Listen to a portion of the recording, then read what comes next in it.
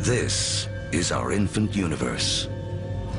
Everything that will ever exist, everything that will ever happen, all begins here, within this tiny bundle of energy, smaller than an atom.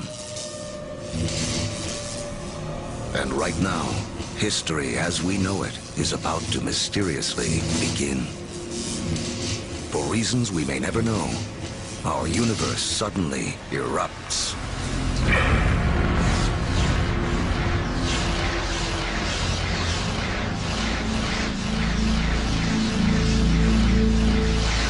In a millionth of a millionth of a millionth of a millionth of a millionth of a millionth of a second, it went from a size smaller than an atom to bigger than a galaxy.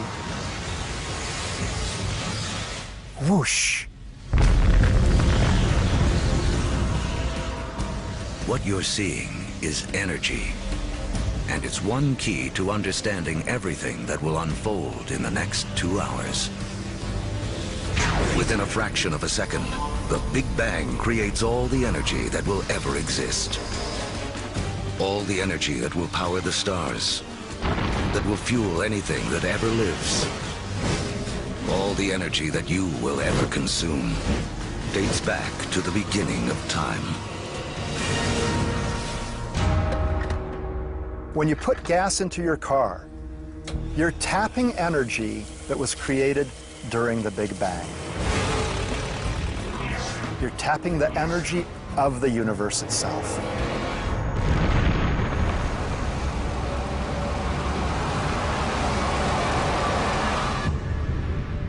We're only a few minutes into our 2-hour journey, but already 380,000 years have passed. You are about to witness the birth of your original ancestors, the first atoms. This is hydrogen. The universe will use it to make everything in the world around us. Hydrogen is like a baseball team. You say, what player do I want to start my team with? Well, if I want to start a universe, I want to start it with hydrogen. Because from that, with a lot of heat and a lot of pressure, you can build more kinds of atoms. The first atoms blast through the early universe. And luckily for us, they don't spread out evenly. Because in those tiny pockets with more atoms, gravity, the great sculptor of the early universe, begins to work its magic.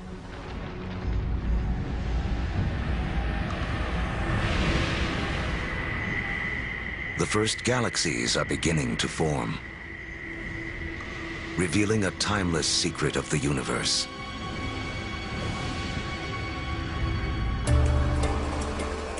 Throughout history, whenever more matter and energy can be drawn together in one place, more complex things can emerge.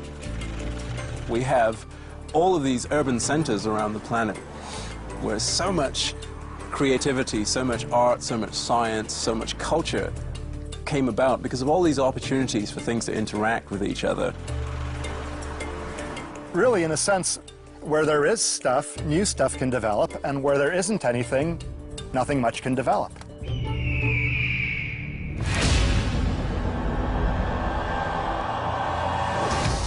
"300 million years after the Big Bang, inside of forming galaxies, gravity continues to squeeze together clouds of gas and dust, causing pressure and heat to violently rise.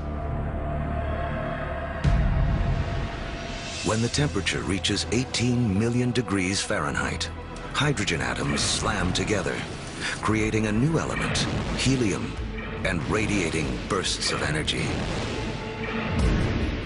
The first stars are born. Suddenly, there were these new beacons of light shining forth, pouring energy into the universe. Let there be light. But something is missing from this early universe. There are billions of stars, yet not a single planet. To form planets, and eventually people, To take the next leap that would make all of history possible, the universe needs more to work with than just hydrogen and helium. The complicated elements, the heavier things that we build stuff out of, for example, iron or life built out of carbon and things like that, they're actually manufactured in stars. We may see stars like our own sun as sources of light, but there is something bigger happening deep inside. Stars are element factories. They fuse hydrogen into helium, helium into lithium, forging 25 of the most common elements we'll need to live, including carbon, oxygen, nitrogen, and iron. So, more than 12 billion years ago, stars are already creating the element that will spur the Iron Age, allow for the building of cities, and the creation of some of mankind's most famous monuments. But a look at the Statue of Liberty reveals the next challenge awaiting the early universe. While the statue's frame is iron, her skin requires an element too heavy to be made in stars.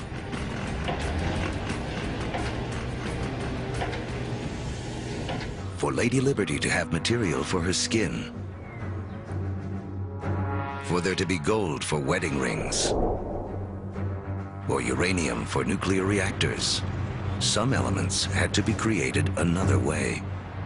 Stars don't have enough energy to do the job, but if the element factory isn't powerful enough, how about blowing up the factory? Just a few million years after the first stars formed, some of them exploded. Wham! These explosions, known as supernovas, are the biggest blasts in the universe since the Big Bang, providing the extra boost of energy needed to fuse heavier elements. In the fiery blast of their own destruction, stars create uranium, gold, all the rest of the elements that will fill our world, including copper. The periodic table of the elements is really sort of a library of matter in the universe. Those are your building blocks. Everything is coming out of that particular chemistry set.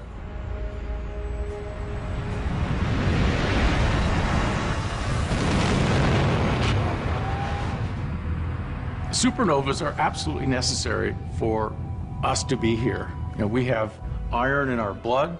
We have little bits of old supernova, therefore, just floating around through us. We are all stardust. Copper and tin, Bronze Age. Without supernovas, there's no Bronze Age. Go to any supermarket and buy a multivitamin. And go and look in the ingredients. You'll find copper, you'll find zinc, you'll find selenium, you'll find all sorts of elements that can only be made in a supernova. The elements made by stars will become the seeds of life on Earth and the drivers of human history. But the journey has just begun. Before there can be life, the universe has to build us a suitable home. To build a proper house, you have to assemble the right materials all in one place.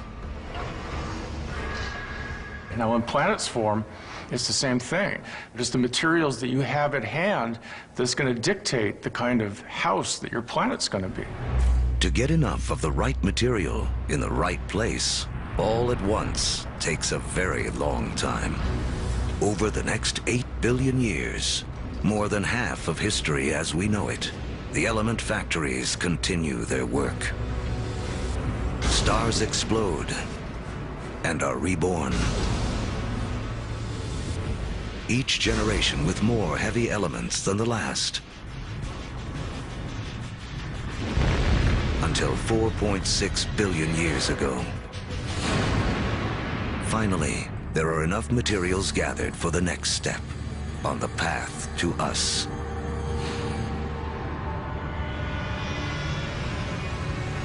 A new star is born. This is our sun. It's so massive that it's gathered up 99.9% of the gas and dust in the solar system. But there's still just enough left behind for gravity to build some other things, like planets. The third one out from this star will be our home. By the time Earth emerges, just over 4.5 billion years ago, 2/3 of the history of the universe has already passed. The first sunrises sweep across a foreboding alien planet. A world spinning so rapidly that a day lasts only 6 hours. When you go back to the early Earth, right after the planet formed, you really have to think of the Earth as another planet. The sun would have looked out over a hellacious scene of just molten lava. In places, you would see rafts of black volcanic rock. Within the liquefied rock, the elements are all in a jumble. Something has to bring order out of this chaos. And once again, that something is gravity. Lighter material drifts toward the surface and forms a solid crust, while heavier material sinks toward the center, forming a molten iron-nickel core. This churning liquid metal creates a magnetic field that reaches out into space. Like a force field, it will protect our future home from the sun's deadly charged particles. Soon, this magnetic field will allow for life to grow, and later guide the explorers who will connect two halves of the world. But for all this to unfold, the Earth will need a critical partner.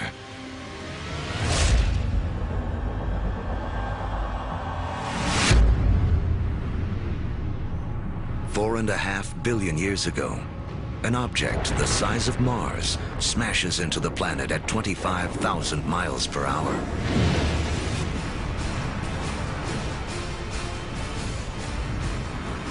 Earth swallows up much of the impactor.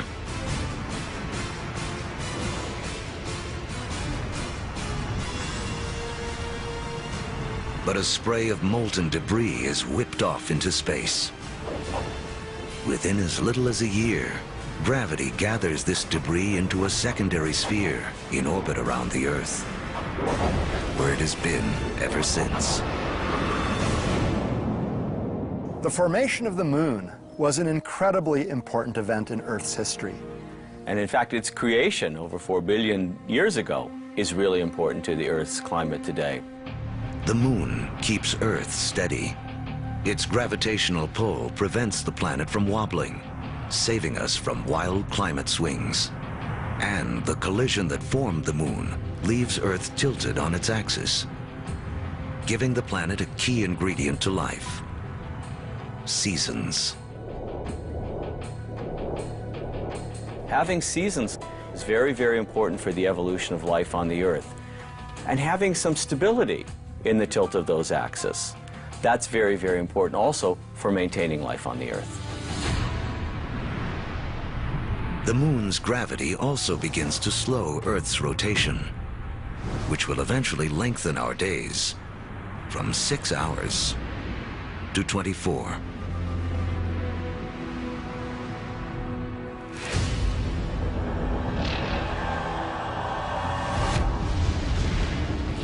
$4.4 billion years ago. It's too hot on Earth for liquid water to exist, but there's water vapor, steam in the atmosphere. The trick is how to get it out of the sky onto any world where you hope to have life. A little rain must fall.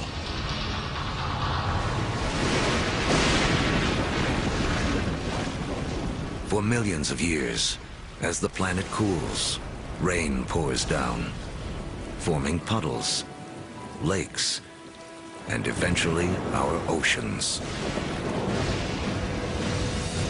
By 3.8 billion years ago, our planet has a moon and permanent oceans. but it hardly resembles the place we now call home. To become the stage for all of human history, Earth needs an oxygen-rich atmosphere, fertile continents for people to discover and develop. Who will create our modern world? There's 1 trillion of them crawling on your skin right now. Not getting a big enough bang from your TV? Time for it to evolve. History of the World in 2 hours is presented. We're telling the history of the world in 2 hours, from the Big Bang to the present day. And our modern world holds important clues to the story. In fact, structures like this hide a mysterious link to the first life on Earth.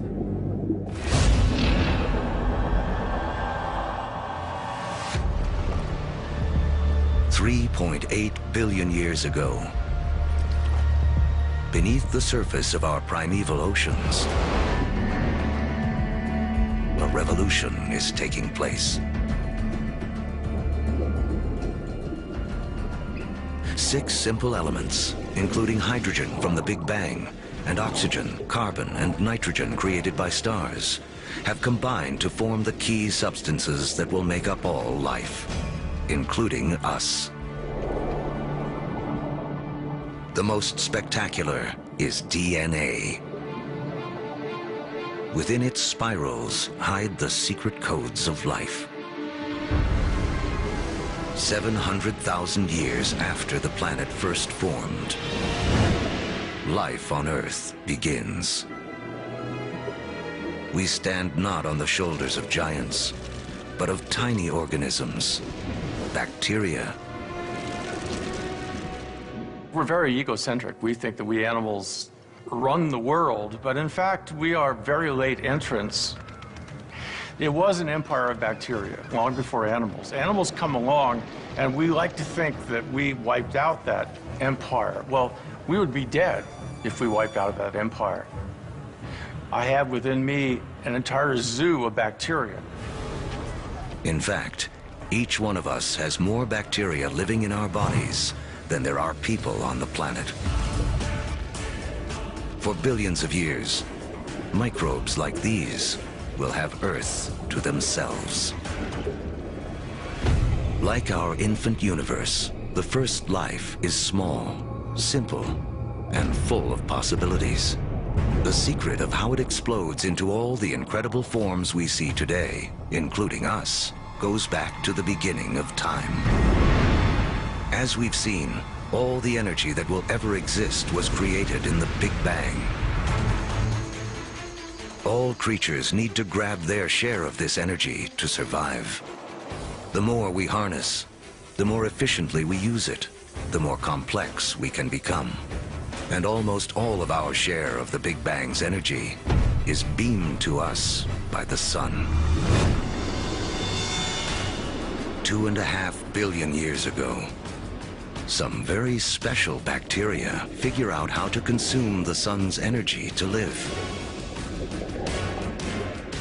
In doing this, they also create the most important waste product in the history of the world: